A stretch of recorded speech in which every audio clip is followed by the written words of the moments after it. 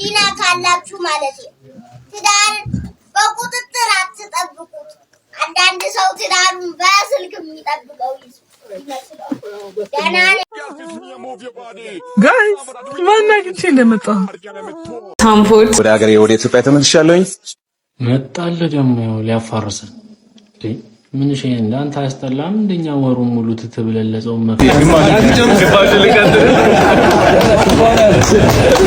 እንግዲህ ቴንክ ዩ በጣም እናመሰግናለን። እኔ 18 ሰዓት አልተኛሁኝም ከ14 ዓመት። ዛሬ እንግዲህ ከጋሽ ሰለሞን ጋር ተገናኝተናል።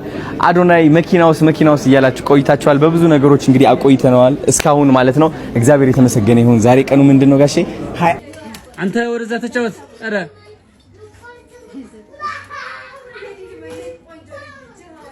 ሰላም የተከበራችሁና የተወደዳችሁ የቻናሌ ቤተሰቦች ኢትዮጵያውያን ኤርትራውያን በአገር ውስጥም በውጭም ያላችሁ በቅድሚያ እንደተለመደው የከበረ ሰላምታዬን እያቀረብኩ ዛሬም ከአዳዲስና አነጋጋሪ ቪዲዮዎች ጋር ተመልሰን መጥተናል።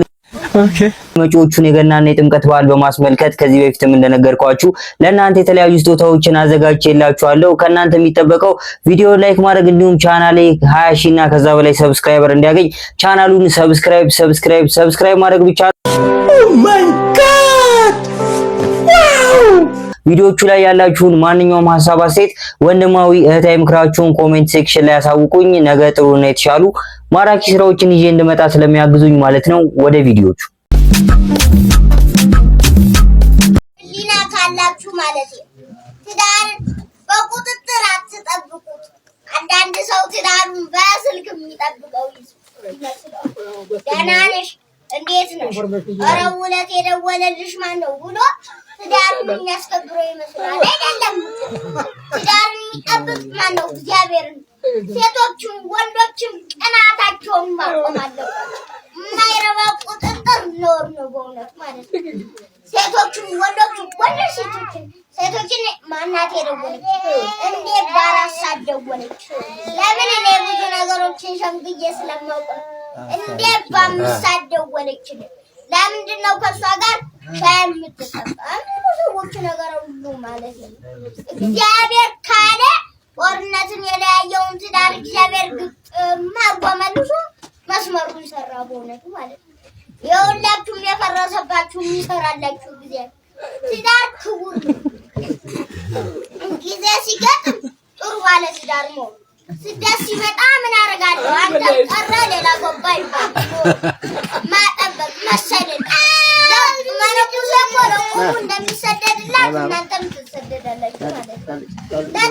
ትዳር የተከበረ የክርስቶስ ምሳሌ ስለሆነ ይሰደዱለታል። እንደ ቆብ እንደ መንኩስና እንደ ቀሚስ ሰማዕትነት ይቀበሉለታል። ትዳር ትልቅ ነገር የቤተ ክርስቲያን ሰንሰለት ስለሆነ ቤተሰቦች እኔ ብቻ ነኝ ግን ልጁ የአባ ገብረ ኪዳንን ትምህርት እየደገመ የመሰለኝ። የሚያወራው ነገር በጣም በቁም ነገር የተሞላ ነው፣ ግን ከሷ አንደበት ወይም ደግሞ እሷ አስቦት ያወጣ እንዳልሆነ ያስታውቃል። ምክንያቱም ልጁ በጣም ገና በእድሜው ገናና ህፃን ልጅ ስለሆነ ማለት ነው። ብቻ ግን እኔ ሳዳምጠው የታዘብኩት ነገር ትምህርቱ አባ ገብረ ኪዳን ሲያስተምሩት የሰማሁት ስለመሰለኝ ነው። እናንተስ በዚህ ጉዳይ ምን አይነት ሐሳብ አስተያየት አላችሁ? ሐሳብ አስተያየታችሁን ኮሜንት ሴክሽን ላይ ጻፍ ማድረግ እንዳይረሳ። ሰሞኑን እንግዲህ የተለያዩ አነጋጋሪ ህጻናቶችን በማህበራዊ ድረገጾች እየተመለከትን ነው። እስኪ ቀጣዩን ቪዲዮ ተመልክተን እንመለስ።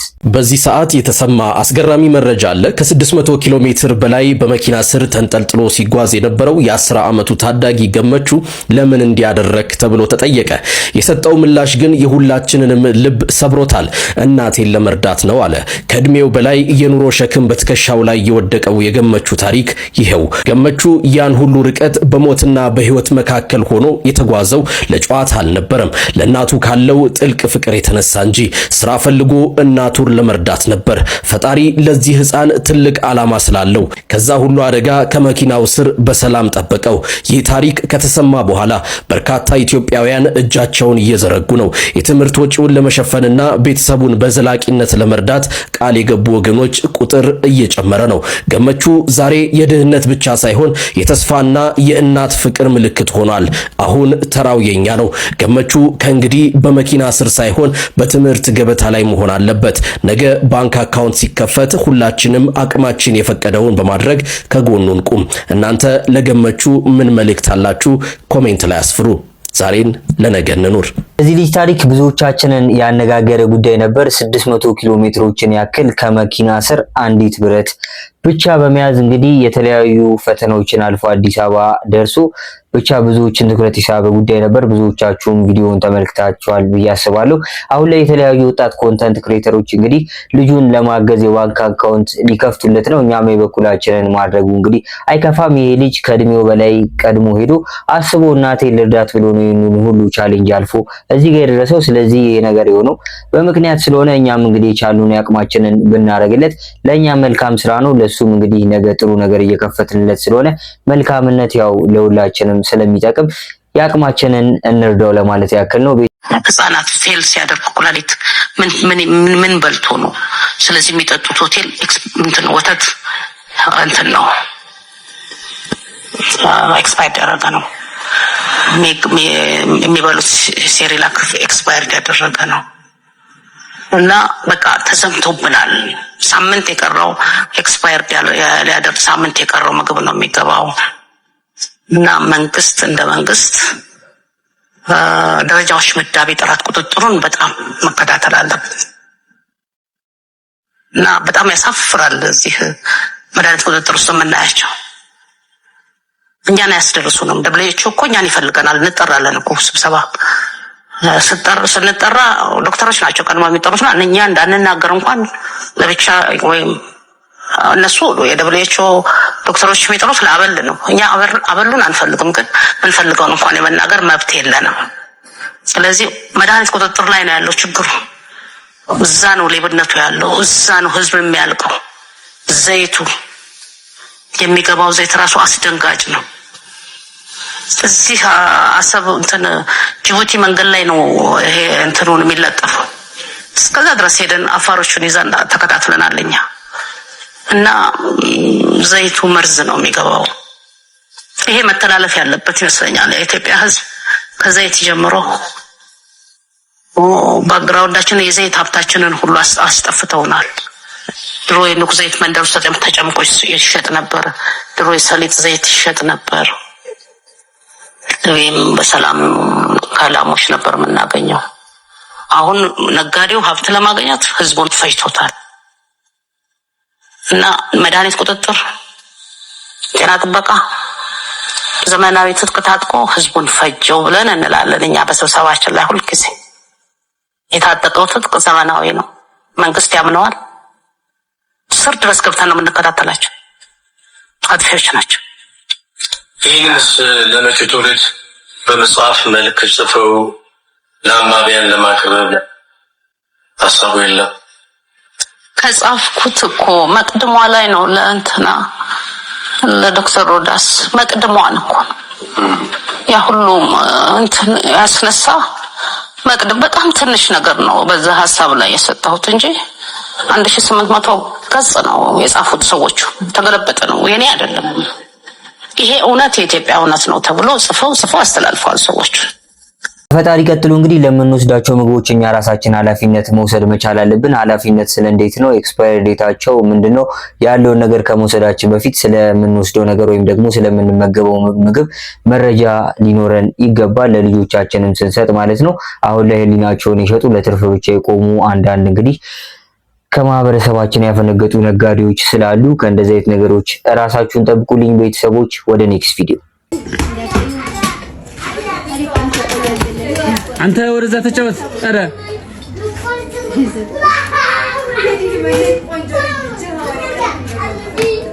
ሚጣ ፊትሽን ታጥበሽ ታጃለሽ። ታጠቢያለሽ። እሺ እሺ። ደግሞ ቆንጆ ነሽ እንጂ ጥሩ ነገር ማድረጉ ጥሩ ሆኖ ሳለ ግን እንደዚህ የሆነ ማህበራዊ ድረገጽ ላይ ማጋራቱ እኔ ተገቢ ነው ብዬ አላስብም። በቃ መርዳት ካለብን የምንረዳው ወይ ያ ሰው አሳዝኖን ነው ወይ ደግሞ በሃይማኖት መንገድ የወደፊት መንገዳችን ለማሳመር ነው ይባልና ግን እንደዚህ የተቸገሩ ሰዎችን እንደዚህ ቪዲዮ ያነሱ መልቀቁ ጥሩ አይመስለኝም። ቤተሰቦች በእንደዚህ አይነትና በመሰል ጉዳዮች ምን አይነት ሐሳብ አስተያየት አላችሁ? ያላችሁን ሐሳብ አስተያየት ኮሜንት ሴክሽን ላይ ጻፍ አድርጉልኝ፣ እናውራበትን እንወያይበት። እኔ በበኩሌ እንደዚህ አይነት ነገሮች ቢቀሩ ባይ ነኝ። ዛሬ እንግዲህ ከጋሽ ሰለሞን ጋር ተገናኝተናል። አዶናይ መኪና ውስጥ እያላችሁ ቆይታችኋል። በብዙ ነገሮች እንግዲህ አቆይተነዋል እስካሁን ማለት ነው። እግዚአብሔር የተመሰገነ ይሁን። ዛሬ ቀኑ ምንድነው ጋሼ? 21 ነው። ማርያም ተአምር ነው። እንግዲህ መኪና ርክክቡም ልናደርግ ነው፣ ሰርፕራይዝ ልናደርጋቸው ነው። መኪናዋን ግን አይታችኋል? አላያችሁም? እንግዲህ አሁን እሷ ነች አይደለችም? እንጃ አናውቅም ማለት ነው። አሁን ወደ ታች እንወርዳለን። መኪናውም ያዩታል ጋሼ ማለት ነው። እንሂድ እስኪ ወደ ታች እንወርድ። ማመሰግነው የኔ ውድ ተባረክልኝ፣ ደግልኝ። በእውነት በጣም የሚገርም ነው። እንግዲህ አዶናይ ትልቁን ኃላፊነት ተጭኖብሃል። እግዚአብሔር ወደፊት ያሳካል። አሜን። እስከ መጨረሻው ተጓዝ የኔ ውድ። እግዚአብሔር ይስጥልኝ። በጣም ተባረክ። አመሰግናለሁ። ቴንክ ዩ ነበር። እስኪ እንሂድ እንያት አቤላ። ትላንትና ደስ በሚል መልኩ ብዙዎቻችን የምንወዳቸው የምናደንቃቸው የጥበብ አባታችን ጋሽ ሰለሞን ከወጣቱ ኮንተንት ክሬተር አዶናይ እንግዲህ በብሩክ ሪል ስቴት እና በወጣቱ ኮንተንት ክሬተር አዶናይ አማካኝነት መኪናቸውን ተረክቧል። ይህ ብዙዎቻችንን ሲያስደስት የነበረ ዜና ነው። ወደ ኔክስት ቪዲዮ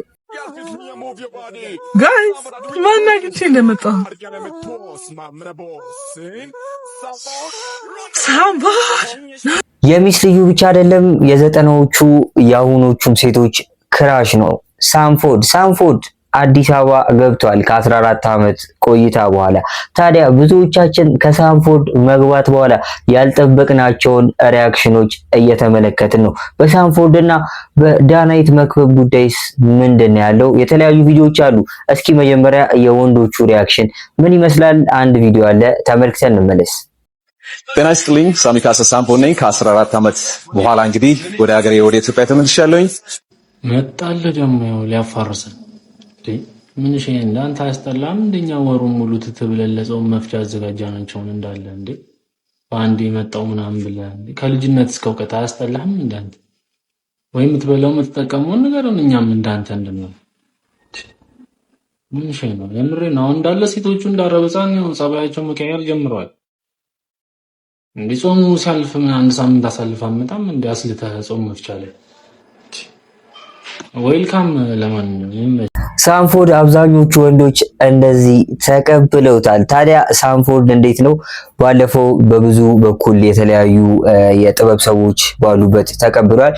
ቪዲዮ እንዴት ነበር አቀባበሉ? እሱን ከተመለከትን በኋላ እንደነገርኳችሁ የዛሬ ቪዲዮ ዋና ርዕሳችን ነው። ሳምፎድ እና ዳናይት መክበብ በመካከላቸው ምን አይነት ግንኙነት አለ?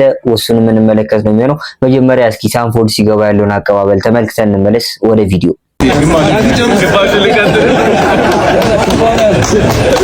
እንግዲህ ቴንክ ዩ በጣም እናመሰግናለን። እኔ 18 ሰዓት አልተኛሁኝም።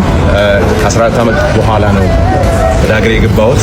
ያው ናቲም እንግዲህ ያው ባንሳ ሴም ታይሚንግ እንደዚህ አልጠበቅንም ነበር። በጣም አክብራችሁ ስለመጣችሁ እናመሰግናለን። ይሄ በጣም ኢሞሽናል ሆኜ ነው የማወራው። ቴንክ ዩ ቬሪ ማች። ቪዲዮ እንደተመለከትነው ሳምፎድ እንግዲህ በተለያዩ የሙዚቃ ሰዎች በድሮ ባልደረቦቹና በተለያዩ ሰዎች ታጅቦ በዚህ መልኩ ተቀብለውታል። ታዲያ እንደነገርኳችሁ ከሳምፎድ በኋላ በዚህ በማህበራዊ ድረገጽ የነ ሳምፎድ አዲስ አበባ መግባት ተከትሎ የተለያዩ ወሬዎች እየተነሱ ይገኛሉ። ከዛ መካከል የአብዛኞቻችንን ቀልብ የሳበው የሳምፎድና የዳናይት መክበብ ጉዳይ ነው። ዳናይት መክበብና ሳምፎድ በመካከላቸው ምን አይነት ግንኙነት አለ? እስኪ ሰፋ ያለ ቪዲዮ አለ፣ እሱን ተመልክተን ስንመለስ እኛም የራሳችንን ሐሳብ አስተያየት የምንሰጥ ነው የሚሆነው። ወደ ቪዲዮ። ሳምፎድ ዳናይት መክበብና ሳምፎድ ምን አገናኛቸው? ነገር ወዲህ ነው። ጉዳዩ የፍቅር ነው። ከሰዓታት በፊት በኢትዮጵያ ሙዚቃ ታሪክ ውስጥ ትልቅ ቦታ የሚሰጠው አንድ ታሪካዊ ክስተት ተከስቷል። ያኔ ዘጠናዎቹ ላይ በካሴትና በሲዲ ተደጋግሞ የሚደመጠው የኢትዮጵያን የሂፕሆፕ ሙዚቃ ዘመናዊ መልክ ያስያዘውና የዘውጉ ንጉስ ተብሎ የሚታወቀው ሳምፎድ ከ14 ዓመት የአሜሪካ ቆይታ በኋላ በክብር ወደ እናት ሀገሩ ተመልሷል። የደመቀ አቀባበልም ተደርጎለታል።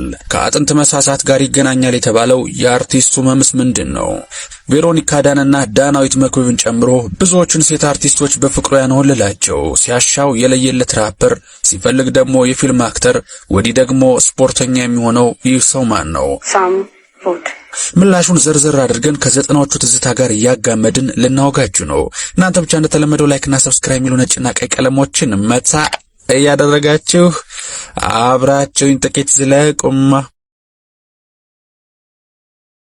ምንም እንኳን ሳምቦድ ከ14 ዓመታት በፊት ጥቂት ስራዎችን ብቻ ለህዝብ አድርሶ ከሙዚቃው ዓለም ቢርቅም የእሱ ስራዎች ግን እንደ ወይን እየቆዩ የሚጣፍጡና ትውልድ ተሻጋሪ ሆነዋል። ዛሬም ድረስ በየክለቡና በየመኪናው ውስጥ የሱ ዜማዎች ሳይሰሙ አይውሉም። ሳምቦድ አዲስ አበባ ሲደርስ ቤተሰቦቹ፣ የልጅነት ጓደኞቹና በርካታ ታዋቂ ድምፃውያን በአካል ተገኝተው እንኳን ደህና መጣ በማለት በደስታ ተቀብለውታል። ይህ ለኢትዮጵያ ሂፕሆፕ አዲስ ትንፋሽ ይዞ እንደሚመጣ ይጠበቃል። ጤና ይስጥልኝ፣ ሳሚ ካሳ ወይም ሳምቦድ ነኝ ይላል። ከ14 ዓመት በኋላ ወደ ሀገር ኢትዮጵያ ተመልሻለሁ በማለት በቲክቶክ ገጹ ያስተላለፈው መልእክት መነጋገር ሆኗል። የፊታችን ቅዳሜ ታህሳስ 25 በሚሊኒየም አዳራሽ የሚደረገው ዝግጅትም ይህንን ትልቅ ናፍቆት ወደ መድረክ የሚቀይር ይሆናል። በዚህ ጉጉት የሚጠበቀው ኮንሰርት ላይ የሳምቦድ መመለስ ብቻ ሳይሆን ሌላው ትልቅ የምስራች የናቲ ኃይሌ ተሳትፎ ነው። ድምፃዊ ናቲም በቲክቶክ ባስተላለፈው መልእክት ከቶሮንቶ ካናዳ ወደ ሀገሩ እንደመጣ ተናግሯል። ይህ ኮንሰርት ለሱ የመጀመሪያ መሆኑን ገልጿል። ምክንያቱም ዝነኛ ያደረገውን ሌት ይነጋል የተሰኘውን የመጀመሪያ አልበሙን እንዳወጣ ወዲያውኑ ነበር ከሀገር የወጣው። አድናቂዎቹ ለዓመታት በናፍቆት የጠበቁትን ልጅነቷ ወድጃታለሁ፣ አገር ጉድ ብሎና ቀን ሳይመሽ የሚሉትን ወርቃማ ስራዎቹን በቀጥታ በመድረክ ለማሳየት በከፍተኛ ጉጉት ላይ ይገኛል። ይቀወጣል። ናቲ ከአልበሞቹ በተጨማሪ በካናዳ ቆይታው የሰራውንና በሚሊዮኖች የተሰማለትን በቃ የተሰኘውን ተወዳጅ ዘፈኑን ጨምሮ በኃይል የተሞላ አቀራረብ ይዞ እንደሚመጣ ቃል ገብቷል። ይህ ኮንሰርት ሳምቦድና ናቲ ኃይሌን ከረጅም ዓመታት በኋላ በአንድ መድረክ ላይ ከህዝቡ ጋር ሊያገናኝ ነው። ሁለቱም አርቲስቶች በዘጠናዎቹ መጨረሻ ላይ የነበራቸውን ዝናና ተጽዕኖ ይዘው አሁን ደግሞ በበሰለ ጥበብ ወደ ህዝብ መመለሳቸው ለኢትዮጵያ ሙዚቃ ኢንዱስትሪ ትልቅ ስጦታ ነው ተብሏል። ሳምቦድ በዘጠናዎቹ ላይ በኢትዮጵያ ውስጥ ካልቸራል ፊኖሚነም ወይም ልዩ የማህበረሰብ ክስተት ነበረ። በወቅቱ እያንዳንዱ ወጣትና ሴት ለሳምቦድ የተለየ አድናቆትና ፍቅር አሊያም ሜጀር ክረሽ ነበራቸው። ሳምቦድ የሚለው ስም ትርጉሙ ቪክቶር ኦፍ ዳንስ ማለት እንደሆነም ተናግሯል። የልጅነት ክራሻቸው እንደነበር ከመሰከሩ አርቲስቶች መካከልም ዳናይት መክብብና ቬሮኒካ ዳነ የሚጠቀሱ ናቸው። ከሙዚቃው በተጨማሪም ሳምቦድ በፊልሙ ዓለምም ስሙ የናኘ ነበረ። በተለይ የበረዶ ዘመን በሚለው ፊልም ላይ የነበረው ትወና በማህበረሰቡ ዘንድ የበለጠ እንዲታወቅ አድርጎታል። ራሱም ሲናገር ከማህበረሰቡ ጋር ያስተዋወቀኝ ፊልም ነው ይላል። በተጨማሪም በማስታወቂያ ስራዎቹና በሞዴሊንግ ዘርፍ ቀዳሚ ከሆኑት ወጣቶች አንዱ ነበረ ሳምቦድ። ታዲያ ሳምቦድ ክርስቲያን የሚባል የአንድ ወንድ ልጅ አባት ነው። ልጁም ጣሊያንና ኢትዮጵያ እያለ ከእናቱ ጋር እንደሚኖር ይታወቃል። ብዙዎች ሳምቦድ ሁሌም ወጣት ነህ፣ ሚስጥሩ ምንድነው ብለው ይጠይቁታል። እሱ ግን በምችለው ሁሉ ራሴን እጠብቃለሁ፣ ጥሩ ለመመገብ ሞክራለሁ፣ በሳምንት 6 ቀን ጂም እሰራለሁ በማለት ለጤናው የሚሰጠውን ትኩረት ገልጿል። ወደ አሜሪካ ሎስ አንጀለስ ያመራው እናቱን ለመጠየቅ ነበረ። ለመቅረት አስቤ አልነበረም፣ እናቴን ካየኋት 21 ዓመታት አልፎኝ ነበር ይላል። ነገር ግን ጉዞው ብዙ ውጣ ውረድ የነበረበት ነበረ። በወቅቱ የተሰጠው የኢሚግሬሽን ቪዛ ሲሆን አሜሪካ ኤምባሲ ውስጥ ብዙ ሂደቶችን ማለፍ ነበረበት። አስገራሚው ነገር ኤምባሲው እድሜን ለማረጋገጥ የአጥንት ጥንካሬ ምርመራ አምጣ አለው። ቤተዛታ ሆስፒታል ሄዶ ያደረገው ምርመራ ያላሰበውን ዱብዳ ይዞበት መጣ። የምትጠጣው ዘይት አለ፣ ምግብ አትበላም፣ 10 ኤክስሬ ነው መነሳት ያለበት ተብሎ እንደነበርም ያስታውሳል። ውጤቱ ሲመጣ ግን እድሜህ ከ35 ዓመት በላይ ነህ አሉት። ያኔ ግን የአርቲስቱ ትክክለኛ እድሜ 22 ብቻ ነበረ። በመጨረሻም እናቱ ኮንግረስማን አዳም ሺፍ ጋር በመሄድ ጉዳዩን አስረዳች። ኮንግረስማኑም የሳምቦድን የክትባት ወረቀቶችና የመዋለ ሕፃናት መረጃዎችን በማሰባሰብ ለ1 ዓመት ጉዳዩን ተከታተለ። በመጨረሻም ለኤምባሲው ደውሎ ቪዛ ስጡት በማለት አዘዘ። ሳምቦድ ሎስ አንጀለስ ሲደርስ 21 ዓመታት ያልተገናኙ እናትና ልጅ በኮንግረስማን አማካኝነት ተገናኙ ተብሎ በኤንቢሲ ሎካል ኒውስ ላይ በቀጥታ ስርጭት ተላልፎ ነበረ። ሳምቦድ ትውልድና እድገቱ መርካቶ ሰፈር ነው። እዚህ ደረጃ እንደርስ ያደረገኝ ሰፈሬ ነው ይላል። የመርካቶ ልጅነት ለሙዚቃውና ለሂፕሆፕ ስልቱ ጥልቅ ግብዓት ሆኖለታል። የተማረውም ጌጃ ቃለ ሕይወትና አዲስ ከተማ ሁለተኛ ደረጃ ትምህርት ቤት ነው። በሰፈሩ እንደ አብዱኪያርና ጎሳይ ተስፋ ያሉ ታላላቅ አርቲስቶች አብሮት ነበሩ። ስራ የጀመረው ገና በ15 እና በ16 ዓመቱ ነበረ። በኢትዮጵያ የመጀመሪያው የሂፕሆፕ አርቲስት ማን ነው ተብሎ ሲጠየቅ ሳምቦድ በትህትና እንዲህ ሲል ይመልሳል። ከኔ በፊት የሂፕሆፕ መንፈስ አለያም ቫይብ ያላቸው ብዙ አልበሞች ነበሩ። ስለዚህ እኔ ነኝ ለማለት አልደፍርም። ነገር ግን አሻራይንና የበኩሌን አስተዋጽኦ አሳርፌያለሁ። ሳምቮድ እና አለማየሁ እሸቴ፣ ሜሪ አርሚዴና ላፎንቴዎችም የሂፕሆፕ ቀዳማዊ መሆናቸውና እነሱ ያሳዩትን መንገድ አሻሽሎ መከተሉን በኩራት ይናገራል። ዛሬ ሳምቮድ ወደ ሀገሩ ሲመለስ ታዋቂ ሰዎች እንደ ታደለ ሮባ ያሉን እንዲሁም ቲክታከሮች ልዩ አቀባበል አድርገውለታል። ሳምቮድ በአሜሪካ ቆይታውም ከጋሽ መሐሙድ አህመድና ከፀሐይ ዮሐንስ ጋር ኮንሰርቶችን በማዘጋጀት ጥበብን ሲያገለግል ቆይቷል። በሳምፎርድና በዳናይት መካከል እንዲሁም ስለ ሳምፎርድ አመጣጥ በአጠቃላይ የተለያዩ መረጃዎችን በግልጽና በበቂ ሁኔታ ተመልክተናል ብዬ አስባለሁ። ቤተሰቦች እንግዲህ በሳምፎርድና በዳናይት መካከል ያለውን ነገር ተመልክተናል። ሳምፎርድ የዳናይት ብቻ ሳይሆን የተለያዩ ታዋቂም እንግዲህ የተለያዩ ስማቸው ያልጠቀሰ ሀገራችን ብዙሃን ሴቶች ክራሽ ነው፣ በፊትም በዘጠናዎቹ አሁን ላይም ማለት ነው። ታዲያ ቤተሰቦች ወደፊት የሚፈጠሩ አዳዲስ መረጃዎች ካሉ ይዤላችሁ መጣ ነው የሚሆነው። ወደ ኔክስት ቪዲዮ። ወይ ገብርኤል አባቴ እንደው መድኃኒዓለም እንደው አደራህን እንደው ሰው እጅ እንዳትጥለኝ ሲጥ አድርገህ በመራቂም ቢሆን ትናድርገው ሰደኝ እንደው አደራህን አባቴ። እግዚአብሔር ምስክሬ ነው። የምሬን እኮ ነው ጋይስ። ማለት የሰው ልጅ እኮ ሁሌ ፐርፌክት ሆኖ አይኖርም እኮ በህይወቱ ሁሉ ጊዜ ማለት ነው። ያው ስደተኛው ናችሁ ነግ ዛሬ ወይ አገሬ ገብቼ ቤተሰቦቼን አይቼ ህይወቴን መስርቼ በትክክል ሊያሹ እንዳለችው እንግዲህ የሰው እጅ ላይ ከምንወድቅ በጊዜ ፈጣሪ እንግዲህ አሟሟታችን ወይም ደግሞ በዚህ ምድር ያለን ሁኔታ አጨራረሱን አሳምሮልን ከዚህ ምድር ብንሰናበት ይሻላል። ይህ የብዙዎቻችን ሐሳብ ነው ብዬ አስባለሁ። ቤተሰቦች እናንተስ በቪዲዮቹ ላይ ምን አይነት ሐሳብ አስተያየት አላችሁ? ሐሳብ አስተያየታችሁን ኮሜንት ሴክሽን ላይ ጻፉ ማድረግ እንዳይረሳ። ቪዲዮቹን እንደወደዳችኋቸው አልጠራጠርም። ቪዲዮ ላይክ ማድረግ እንዲሁም ለእናንተ ለቤተሰቦቼ በዓሉን ማለትም የገናና የጥምቀት በዓልን በማስመልከት ቻናሌ 20 ሺህ እና ከዛ በላይ ሰብስክራይበር ካገኘ የተለያዩ ስጦታዎችን አዘጋጅቼላችኋለሁ። ከእናንተ የሚጠበቀው ቻናሉን ሰብስክራይብ ማድረግ ብቻ ነው። ለዛሬ ይዤላችሁ የመጣኋቸው ቪዲዮዎች እነዚህ ይመስሉ ነበረ። ቪዲዮዎቹን እንደወደዳችኋቸው በድጋሚ አልጠራጠርም። በቀጣይ ባሪፍና ማራኪ ቪዲዮዎች እስከምንገናኝ መልካም ጊዜ። እወዳችኋለሁ።